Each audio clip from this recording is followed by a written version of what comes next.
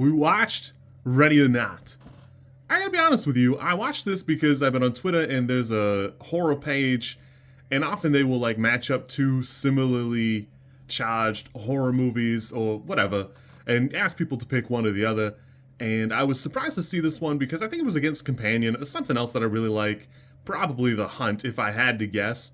And I thought, that's weird, I've never seen that movie, but I like the poster, I better go check it out. So I gave it a watch. I really enjoyed this movie. I had a good time. I was surprised that I liked it quite as much as it did. I will admit that there were some things that I think were a little bit lacking, but I mean, it's the same people who directed like two of the Scream movies, so it's actually weirder that I only had like some kind of minor complaints, if I'm being honest with you. I had fun. It was a good time. A pretty solid romp. There is a.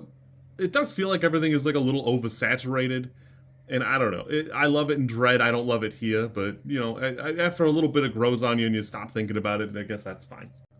Now, admittedly, I resisted the urge to watch like a trailer earlier in the day when I knew I was going to watch it later, and so I was stunned when they had the wedding sequence and there's all that, and the husband at no point like makes any indication that like there's something really wrong, other than like he gives her like a look while they're getting ready or something, and I thought.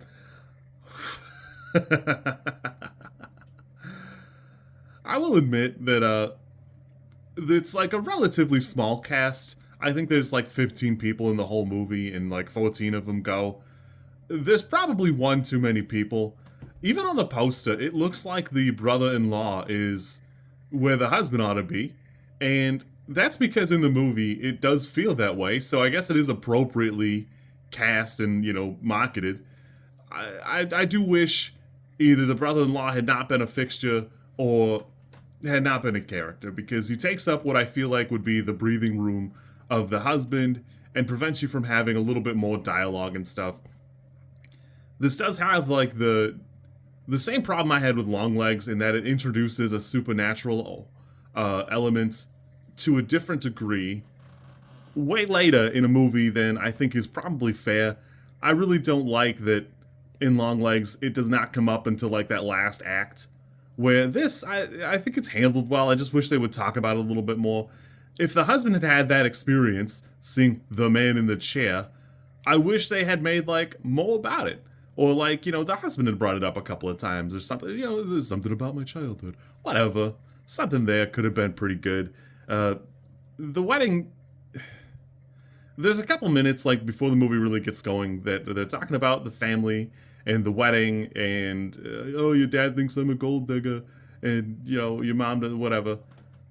I wish we would have skipped that, because there's a lot of dumb exposition, and then we could have had a smash cut or like a montage of the wedding. It could have felt like a blur, like everybody describes the wedding all the time, and then we could have just got into the movie, and there could be a couple more minutes for all these characters. We talk a lot about like Chekhov's gun and stuff, where I'm a little bit upset about Chekhov's axe in this movie. The one, I think it's the aunt, as a gigantic axe. She uses it, but not on the main character, Samara Weaving. And then later, when she goes to, nothing. I was really expecting like that choppy axe scene that I can even picture it in my mind. She's chopping away, and Samara's rolling out of the way, struggling to get away, and stuff like that. And it just is not present in the movie. There's just a little bit more room that some of the characters could have breathed a little bit more, and maybe we could have skipped the butler. I don't know. That I think it's fine that the maids go, because that's like a perfect lead you into, this is a real game. You got to really pay attention. You got to really do the thing.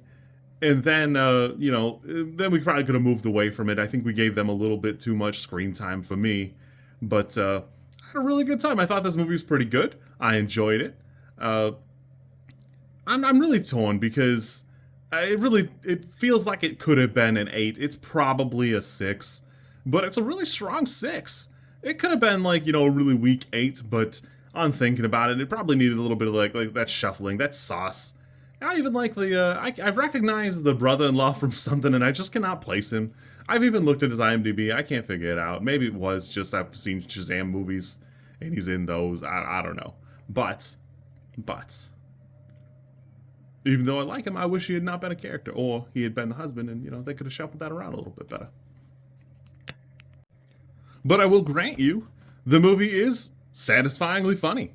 Samara Weaving's got some great lines, some great delivery here. Uh, this movie's pretty good. I had a good time. It was very fun. It's not quite The Hunt, which, I don't know. I will admit that there's a part of me that just loved The Hunt. It would be hard to like live up to that moment or that piece. But I had a good time. This fits definitely right in line with it. I had a great time. This is a super fun movie. I'm sorry I missed it in theaters, but I'm glad I watched it. It is, as I'm filming this, is Mother's Day, and I hope you guys were good to your mothers. You will not see this on Mother's Day because I have a schedule now, and I'm organized. Maybe for like now, you know, we'll see what it's looking like in June. Maybe by Father's Day you'll have seen this, and I'll have fallen off the rails again. That's okay. You kids be good. I am gonna go make breakfast. Stay out of trouble.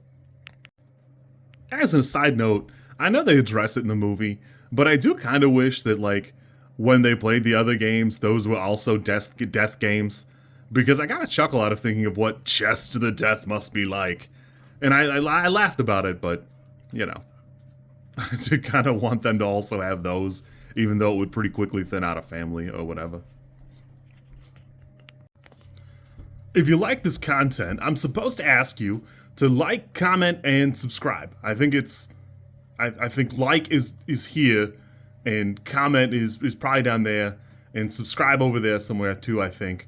I don't know how many times this like snippet is gonna make it into a video. Everybody says you should do it this way, and I always thought it was just like an annoying thing other YouTubers did. And as you know, I am bad at editing, so. If you like it, great, I'm happy for you. If you don't like it, I'm sorry.